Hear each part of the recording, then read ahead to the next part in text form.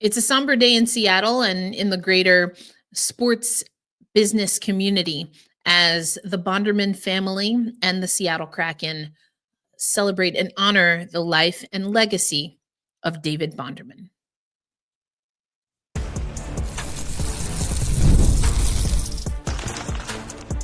You are Locked On Kraken, your daily podcast on the Seattle Kraken, part of the Locked On Podcast Network, your team every day. This will be a different sounding episode of Locked On Kraken because of the news that David Bonderman has passed away at the age of 82. For those maybe not familiar, he is the visionary leader that helped bring the NHL's 32nd franchise to Seattle. He is the founding owner of the Seattle Kraken, and he passed away earlier today on Wednesday. The full statement from the Seattle Kraken reads, "It is with great sadness that we announce the passing of David Bonderman, founding owner of the Seattle Kraken. A visionary leader, David helped bring the NHL's 32nd franchise to Seattle. His contributions to business, conservation, music, and sports will go long remembered." And Bonderman went to the University of Washington. And actually, an interesting story is that he worked as a security guard at the Space Needle while in college before returning to Seattle, where he began the campaign to bring the Seattle Kraken to the Emerald City, which was obviously successful. So the University of Washington Athletics posting, "The UW Athletics family extends our condolences to the Bonderman family and the Seattle Kraken on the passing of David Bonderman. Bondo, as he was known, was a visionary in business, a friend to many, a proud Husky, and will be missed." And we see support coming from the Seattle Sounders, the Seattle Mariners. The Mariners joined the Seattle sports community in mourning the passing of David Bonderman, founding owner and co-owner of the Seattle Kraken and a proud University of Washington alum. Mr. Bonderman's passion for our community and his belief that sports could help bring people together was evident throughout his life and career, and his founding of the Bonderman Travel Fellowship at the UW provided a concrete example of his strong belief in the power of bringing people from around the globe closer. Quote, "David and I shared a long friendship," said Mariners managing partner John Stanton. "He was a pioneer in investing, including helping me early in my career, and was an outstanding partner in the sports community in Seattle. On behalf of all our partners and Mariner staff, I want to extend our deepest sympathies to his family and to Samantha and the Kraken organization. He will be deeply missed." And they're speaking of course, his daughter, one of his five children, Samantha Holloway, who is one of the owners of the Seattle Kraken. I didn't know much about David Bonderman, definitely learning his legacy beyond just what I knew. And one of the things that has come up a lot is that he was an advocate for conservation efforts, which, according to the Dallas Morning News, included conservation efforts to save landmarks in my home city of New York, such as Grand Central Station. His Friends of the Court brief on behalf of the National Trust for Historic Preservation and like-minded groups played an integral role in saving New York City's Grand Central Station.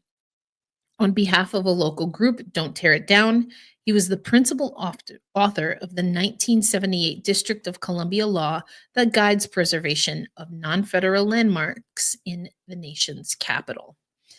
And just so many different stories pouring out. I will share the links for the Seattle Kraken story.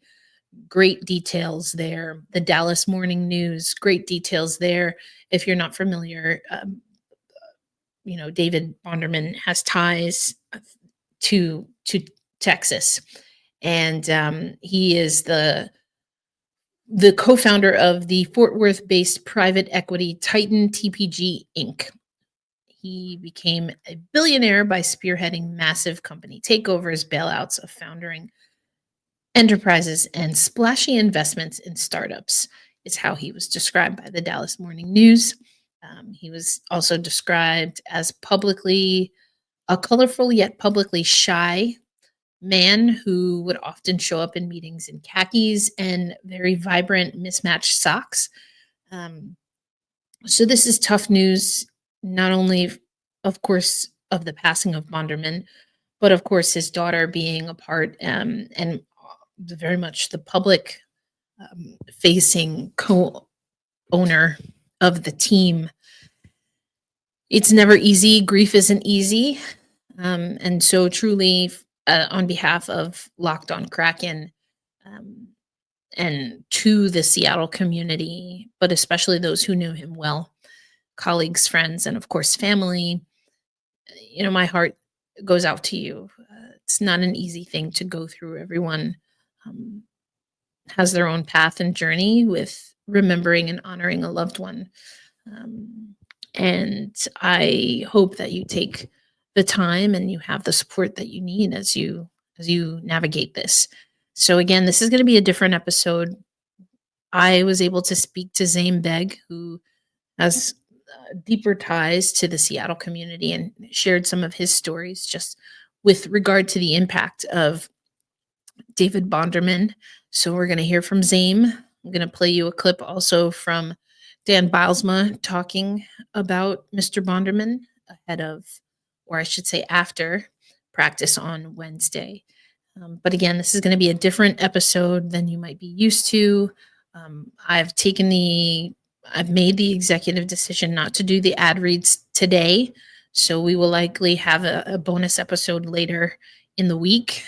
But out of respect and wanting to honor that this is a difficult conversation, I wanted to make sure to do this just a little different for our Seattle community. But right now, I want you to hear from Dan Bilesma as he reflects on his exchange with David Bonderman.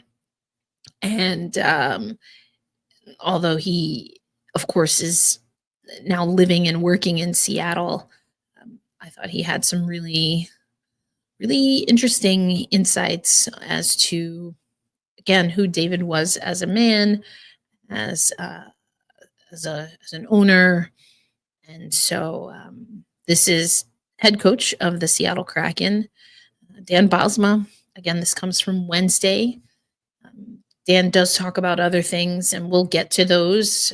Zame and I have a Thursday episode already getting ready in the queue for you. That should be ready first thing Thursday morning. But again, I just wanted to take a little bit of time to reflect on the life and the legacy of David Bonderman. Again, here is Dan Bilesma. Clearly a somber and difficult day for the organization today with the passing of Mr. Bonderman. I had the opportunity to meet him on several occasions, and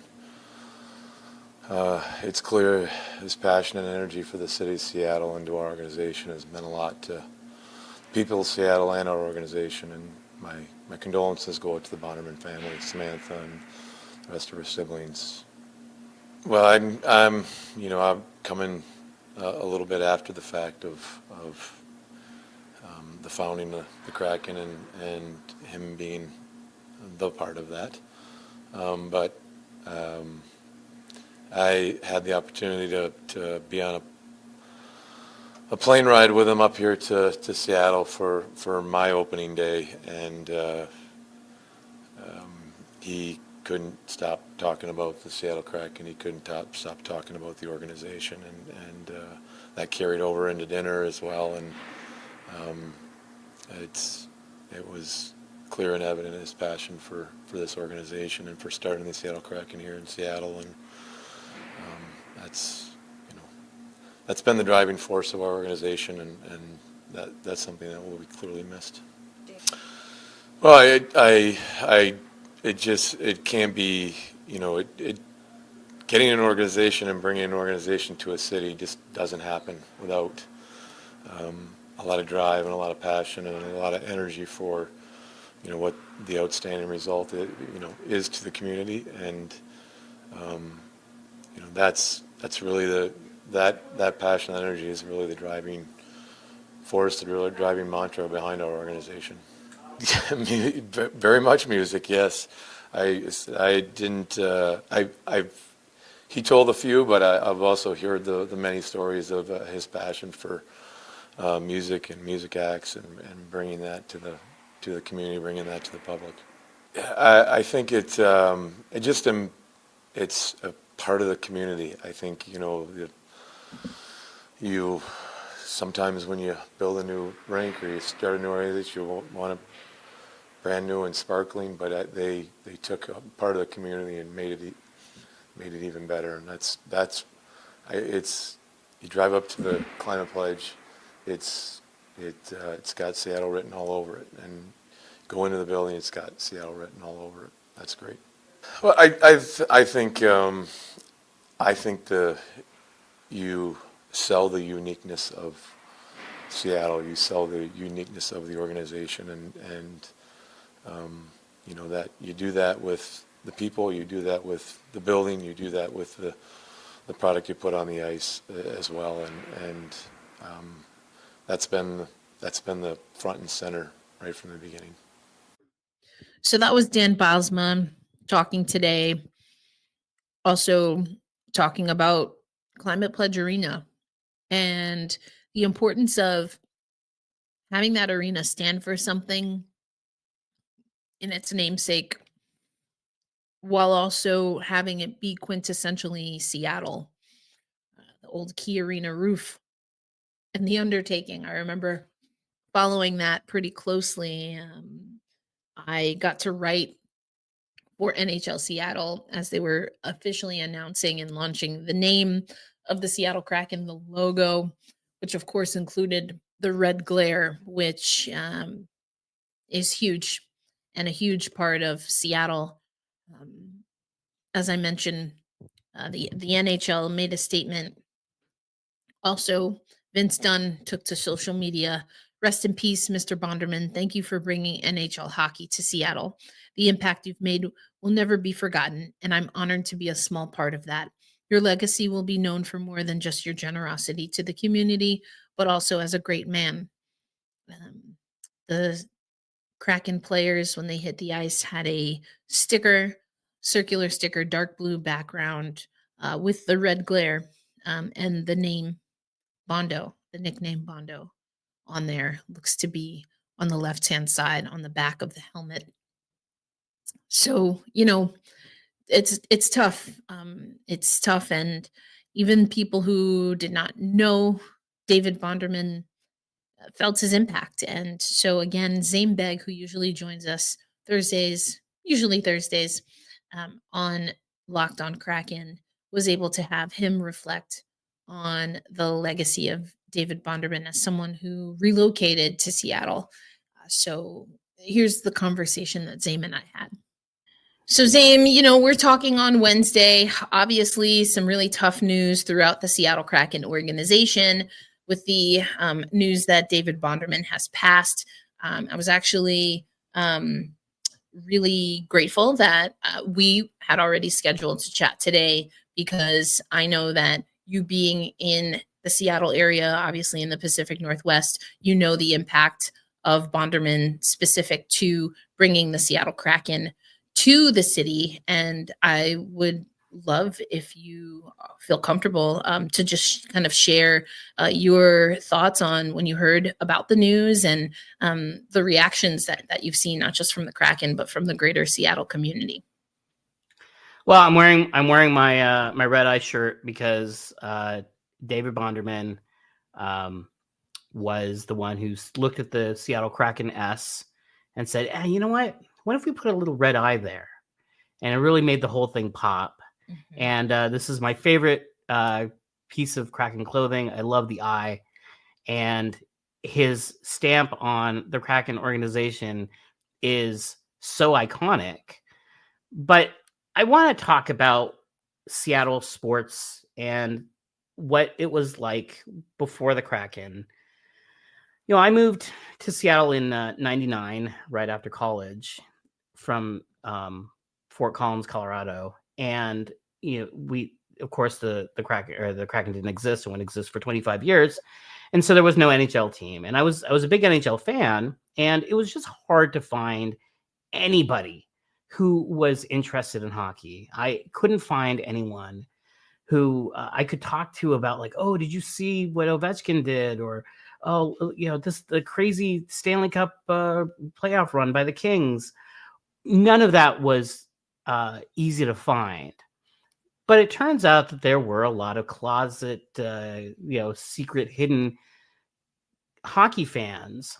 There was I think before the Kraken were announced, the Stanley Cup was making it was doing its tour around the Seattle area, and it was there was like up north in Mountain Lake Terrace, in downtown, and then out in the suburb of Renton. Renton's pretty far away from Seattle. It's maybe like it's like 45 minutes or so, and this is in a part of Renton that's like far east Renton.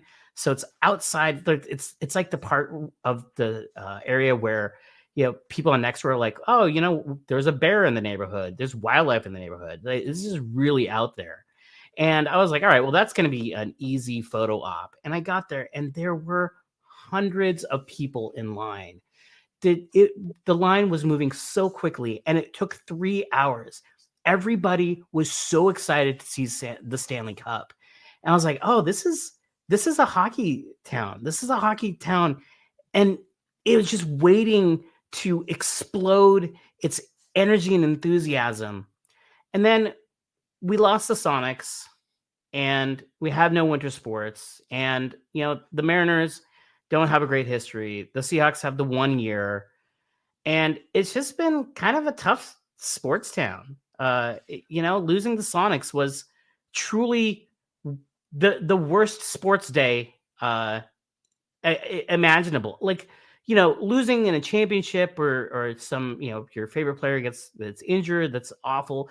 But when you lose your entire franchise, there's nothing. It's the death penalty. It's you're done. And when the Kraken were announced and we got NHL hockey, it was so incredible to see people. You start to see people wearing Kraken jerseys, and they're like, I don't know that much about hockey, but I love what's happening here.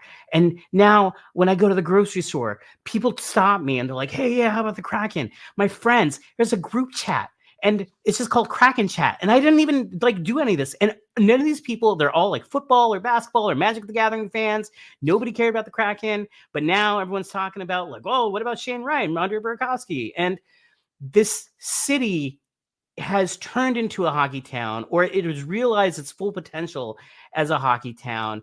And the energy at Climate Pledge, and especially during the playoff run, the city is just so vibrant, and it's vibrant with hockey.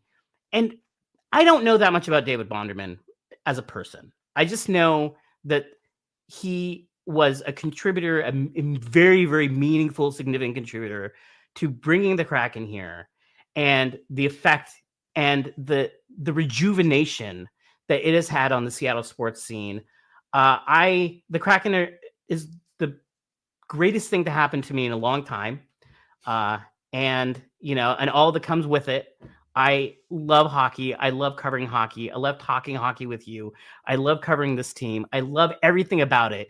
And none of this would have happened without Bonderman and on the sport. And by the way, getting the stadium built was a ordeal.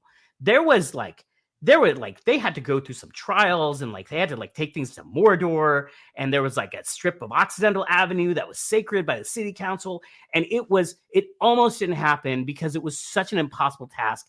The degree of difficulty to get the Kraken here and build Climate Pledge Arena was extraordinarily high, and they did it. They found a way, and now we have a National Hockey League team in Seattle, Washington.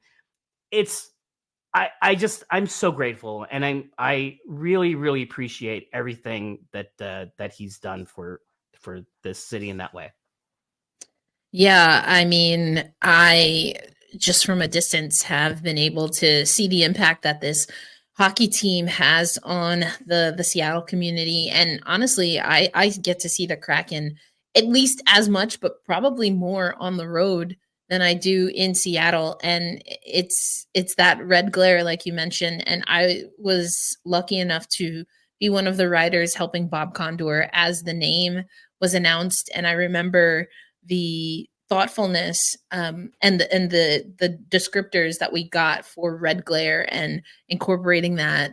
And it's just one of those things that, it just really signifies Seattle and the Seattle Kraken specifically, and down to the anthem, as you know, Yeah. and so it's not easy or I should say, there are people that get paid. I would hope that they get paid at least a livable wage to, I'm sure it's much more to come up with these concepts, right? But you don't always know what's going to hit and what's going to resonate. How many times, even in Seattle, have things kind of been rolled out and they just, they don't slap, they don't stick. But this is one of those things. And like you, I don't know much about Bonderman as a human, as a person. But the impact is really what you and I are talking about.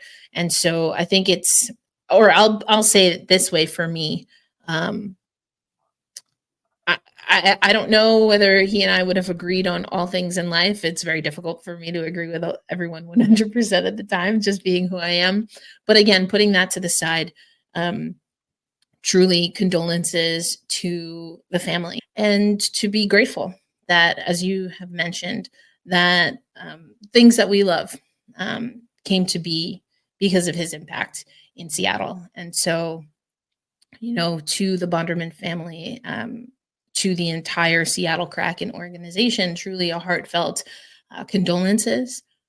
We've already seen that there's a Bondo sticker that has been added to the Seattle Kraken helmets. Dan Bildsma played a clip earlier in the show of him talking about his experience with Bonderman. So, this is a tough time. And I just want us to hold space that this is going to look different for everyone, but especially those who knew him well and knew him best. But Zane, always a pleasure to chat with you. A somber note here, but an important one, and I'm grateful that you were open to sharing your thoughts on David Bonderman, and of course, the greater meaning behind Seattle having a hockey team. Yeah, rest in peace, David Bonderman. The city of Seattle is better off because of you.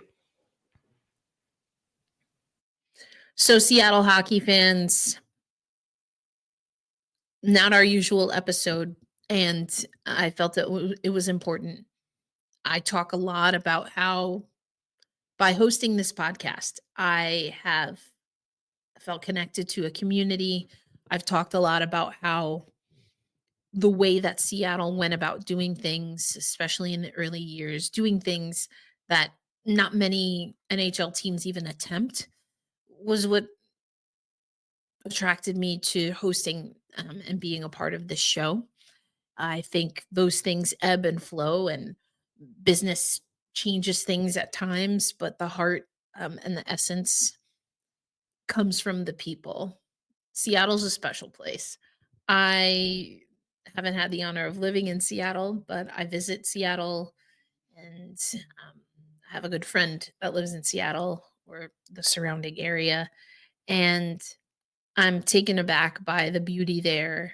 I think there's also complicated history, as do all places, all organizations for the most part, because we're people, we're human.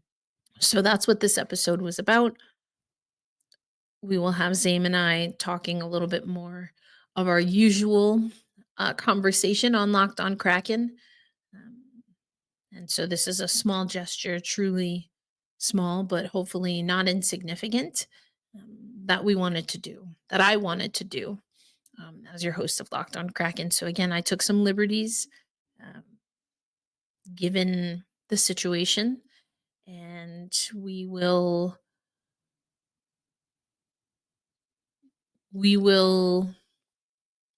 continue to move ahead as we would on most shows soon. Soon. Um, just as an extension to anyone who is going through this, has gone through this, and those who will, sending you much love. It's not easy to lose someone. It's not easy to care for someone who is ill. It's not easy to process whatever feelings you may have regarding the passing of someone that you deeply, truly love and care about. So if you are on that path, have been on that path, um, or if you know that the road ahead is imminent, um, I just want to hold space for you as well. And if this was difficult, I understand. I do. And people say it gets better. It changes, I think, is how I would say. Um, and you find, I should say, I have found that your capacity to be present for other people as they're going through life altering, gut wrenching situations changes as well. So that's what this is. It's my attempt to give what I needed when I went through this.